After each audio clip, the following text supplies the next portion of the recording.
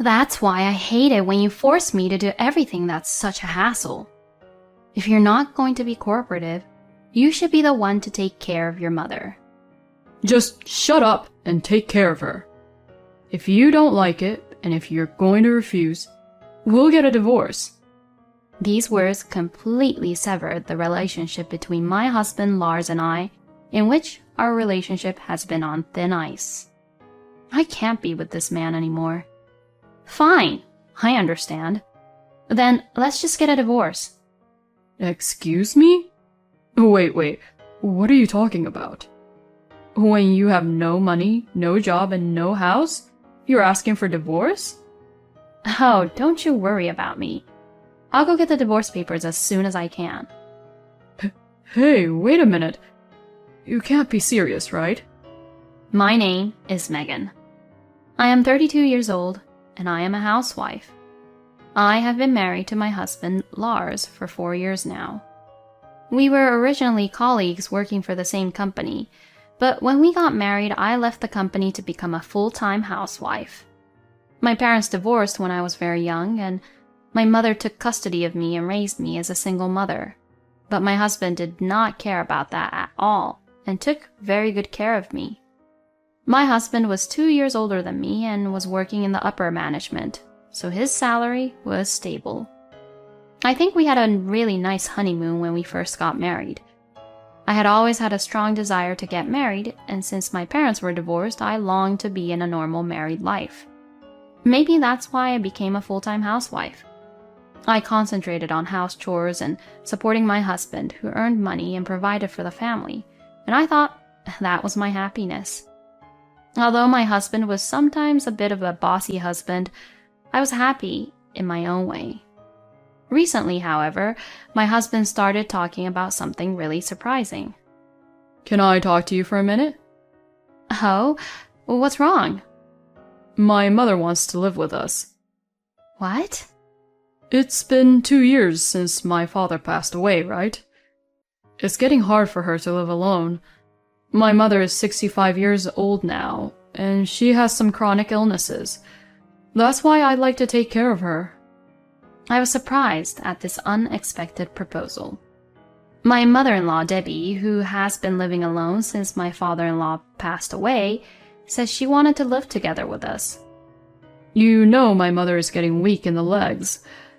Always being home alone is inconvenient, and it makes me a little anxious about many things. Apparently, my husband wants to live with his mother too. I knew about her chronic illness, and I was concerned about her, but I had no idea that she would actually suggest to move in with us.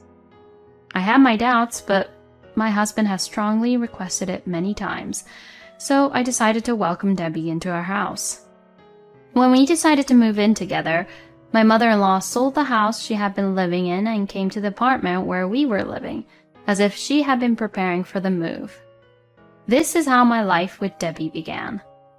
I did not have a bad impression of Debbie.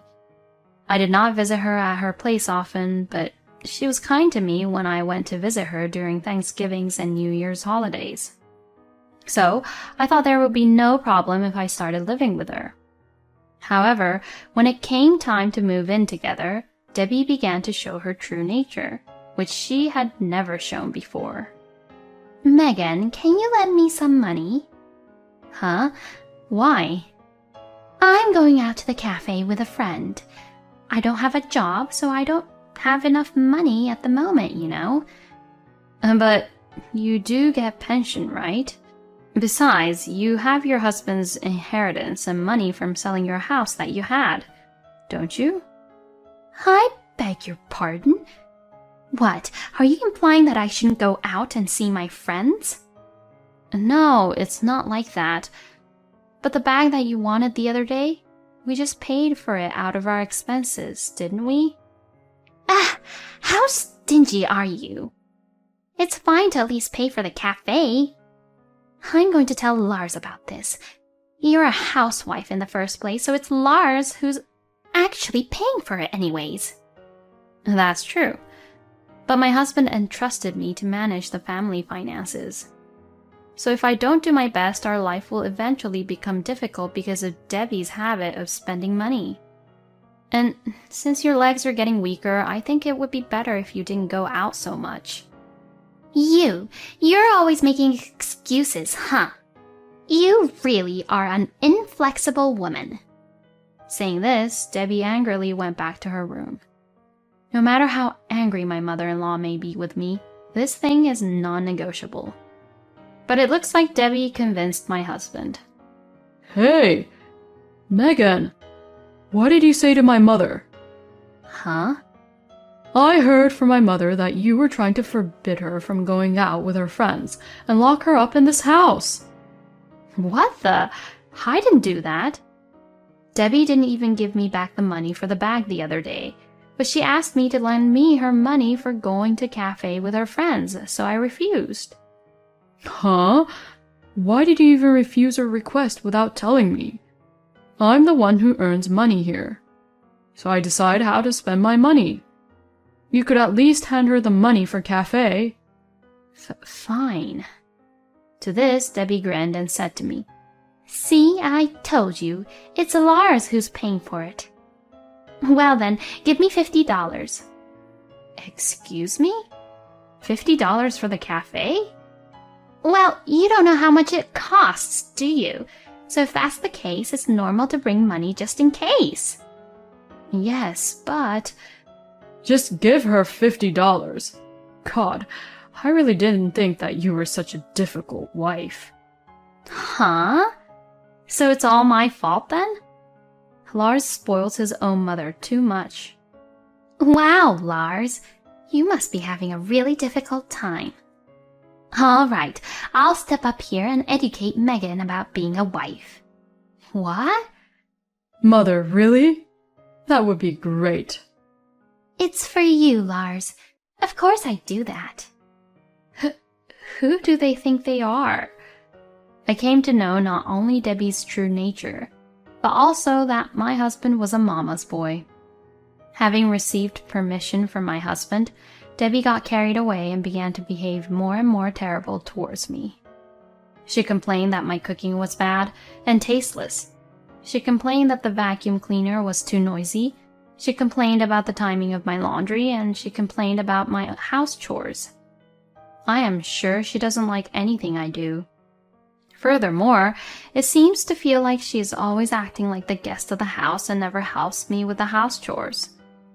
I would appreciate it if she would do things like hang the laundry or wash the dishes, but no matter how much I asked her to do so, she always insists, Don't abuse an old person like me who has chronic illnesses. No matter how much I tried to talk to her, she would eventually ask my husband for help and treat me like I was the bad guy.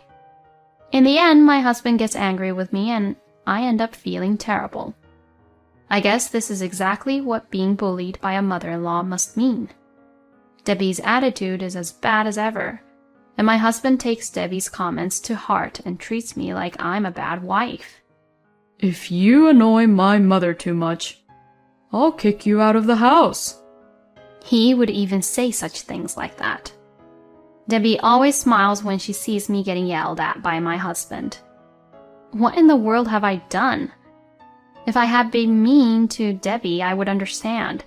But I do my house chores, manage the finances, feed my husband and mother-in-law well-balanced meals, and treat them normally. And yet, I can't stand the fact that they are so mean to me just because I am Debbie's daughter-in-law. I found myself in this situation for about 6 months. The stress from Debbie bullying me built up, and I finally developed a stomach ulcer. Initially, I was treated at a local clinic, but I needed to be hospitalized and was referred to a large hospital in town, where I was admitted. When my mom found out that I was hospitalized, she came to visit me every day, even though she lived far away from the hospital. As a result of the days I spent not feeling alive, I got sick and had to be hospitalized. I was quite depressed, but my mother's daily visits helped to heal my heart little by little. On the other hand, my husband and Debbie did not come to visit me. I ended up being in the hospital for 2 months. and during that time they came to visit me only once. When I told them how long I was going to be in the hospital, my husband said, "What? You won't be home for that long? Wow, you really are useless, huh?" And Debbie would also say, You don't have the guts. I'm in much worse shape than you. "What do these people think I am?" When my mother came to visit me afterwards, they would quickly leave. Seeing them leave without saying any proper greeting, I was disappointed not only in Debbie, but also in my husband. Just the thought of having to live with those people again after leaving the hospital was horrifying. Perhaps the reason I was in the hospital for so long was because I was thinking about that. Later, I was finally discharged from the hospital. When I called my husband, he said he understood and came to pick me up by car. I was thinking that he still had this kindness in him, and when he saw me as he picked me up, he said, "It was really difficult while you were gone, you know." When I asked him what he meant, he said that even in front of my husband, Debbie made him do everything, saying things like, I can't cook today because my leg hurts. or, I need to take a break, so do the cleaning and laundry. so Lars had to do the house chores after work and on his days off, which was really hard for him because he didn't have time to rest. I was a little happy. My husband understood the hardships of doing house chores and dealing with Debbie. This would stop him from taking Debbie's side in everything, and he would listen to me. And my husband was actually kind to me even after I returned home. Whenever Debbie said something unreasonable, he would warn her, saying, "Mom, don't talk like that." Debbie looked frustrated and reluctantly did as my husband said. It was really hard for me when I had to be hospitalized because I felt I had reached my limit in terms of being treated like that by Debbie, but I am glad that things have changed in this way. I wish my husband would have changed without me having to be hospitalized, though. But then, the situation changed again. On the way home from a tea party with her friends, Debbie fell off the stairs at the train station and injured herself.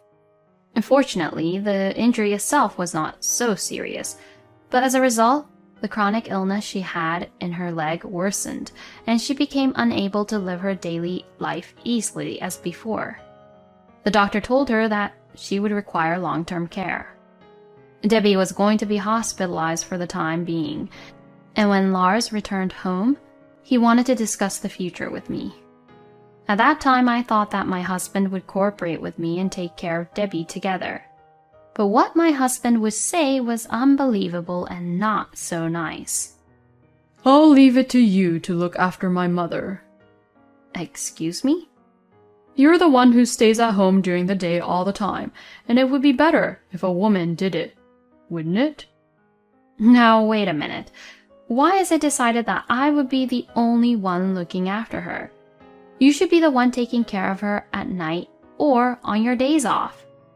"I'll be tired and exhausted from working.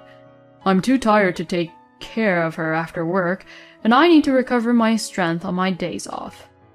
That's why you should be the one to do it, because you're the one who stays at home all the time, right?" I was just really disappointed. Nothing has changed. He throws all the troubles to me. He would rather not take care of Debbie at all because of the mess he had to go through while I was in the hospital. "I'm counting on you to take care of my mother." My husband tries to end the conversation by saying that. No, I can't lose here like that. If you're forcing me into this like that, I won't take care of her. "Huh? What the hell are you saying?" Lars sounded irritated from what I said. "Don't be so selfish. Who do you think you owe your life to?" That's why I hate it when you force me to do everything that's such a hassle. If you're not going to be cooperative, you should be the one to take care of your mother. When I argued in this way, my husband says something outrageous. "Just shut up and take care of her. If you don't like it, and if you're going to refuse, we'll get a divorce." These words completely severed the relationship between my husband and I, in which our relationship has been on thin ice. I can't be with this man anymore. Fine, I understand. Then let's just get a divorce. Excuse me? Wait, what are you talking about? When you have no money, no job, and no house, you're asking for divorce? Even if we get a divorce, you really won't have any bright future ahead of you. There is no way that we should get divorced. It seems that my husband has suggested the divorce upon me as a threat. But to me, it was no longer a threat. It had become just a talk of separation. Oh, don't you worry about me. I'll go get the divorce papers as soon as I can. Hey, wait a minute.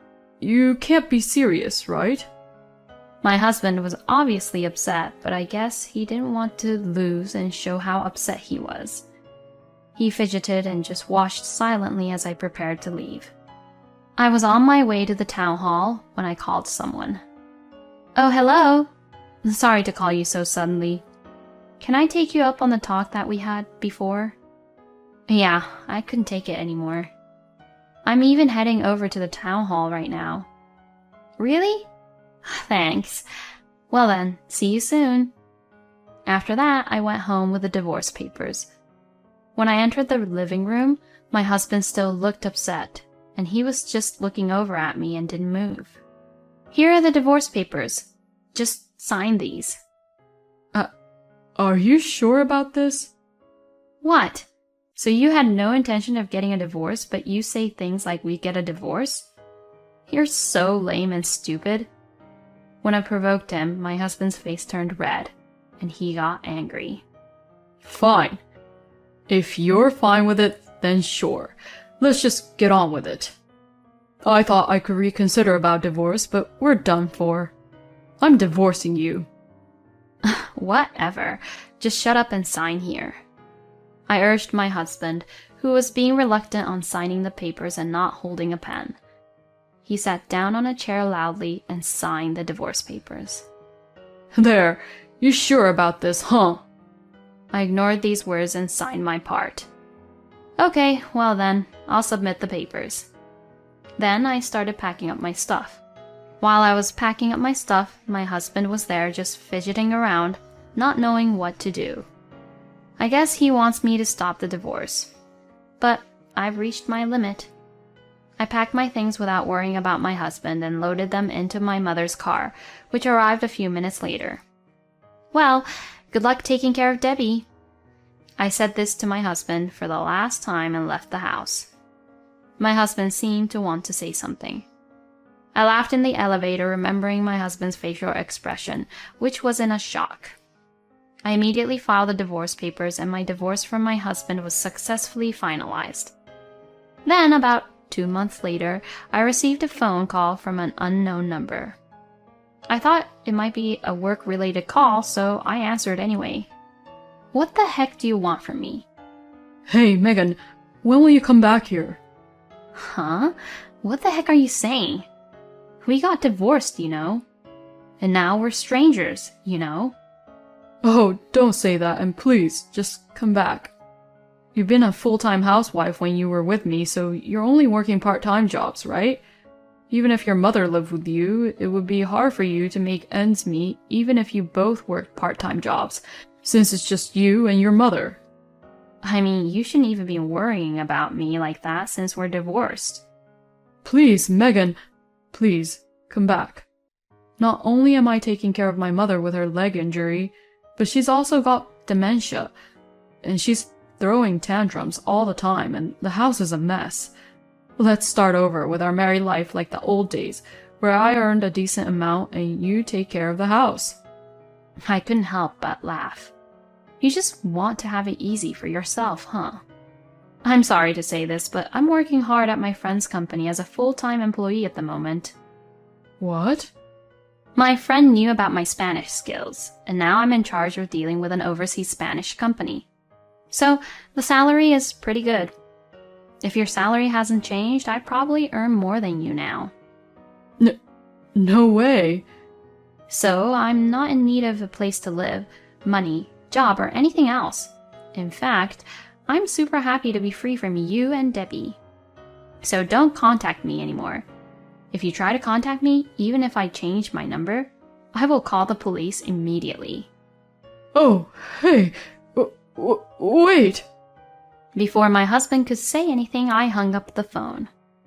I heard from a former colleague of mine who still works at the same place as my ex-husband that my ex-husband was demoted because he couldn't rest his body and mind at home because of taking care of Debbie and kept making mistakes at work.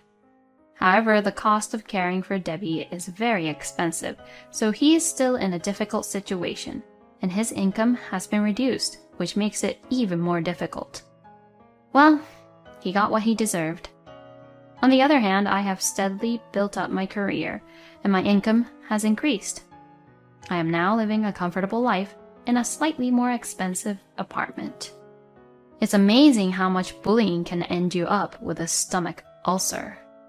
And even though Lars experienced it once and learned how hard it is to take care of the house chores and his mother, he is just the worst for trying to force everything onto Megan.